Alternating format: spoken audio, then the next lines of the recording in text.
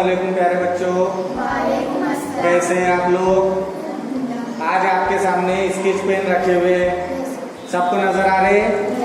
तौरा गिनो कितने स्केच पेन हैं। 1 2 3 4 5 6 7 8 9 10 11 12 कितने हैं? 12 कितने? 12 स्केच पेन आप लोगों के पास है। अब तौरा आप एक काम करो, सबको बराबर बराबर ये स्केच पेन बांटो।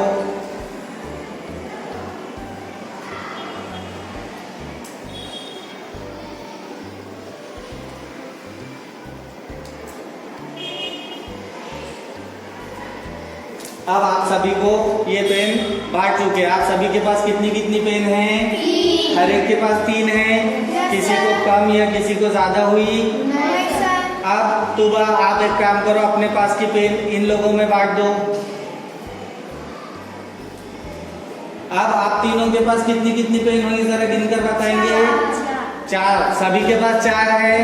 अब अदीना आप अपनी पेन इनमें तकसीम कर दो। अब आप दोनों के पास कितनी कितनी पेन हो गई? 6 पेन हो गई, दोनों के पास बराबर है। आलिया आप अपनी पेन तौरा को दे दो। अब तौरा के पास कितनी पेन हो गई? 12। तो हमने क्या किया, पहले 12 जो पेन रखी हुई थी उसको 4 लोगों में तकसीम किया, तो हर एक को कितनी कितनी आई? 3 आई। उसके बाद तूबा ने अपनी स्केच पेन जब आप तीनों में बराबर तकसीम की तो हर एक के पास कितनी कितनी आई? 4। और उसके बाद अदीना ने जब इन दोनों में अपनी पेन को तकसीम कर दिया तो इन दोनों के पास कितनी कितनी पेनें हुई? 6। और आखिर में आलिया ने जब अपनी पेन तहुरा को दे दी तो तहुरा के पास कितनी पेन हो गई?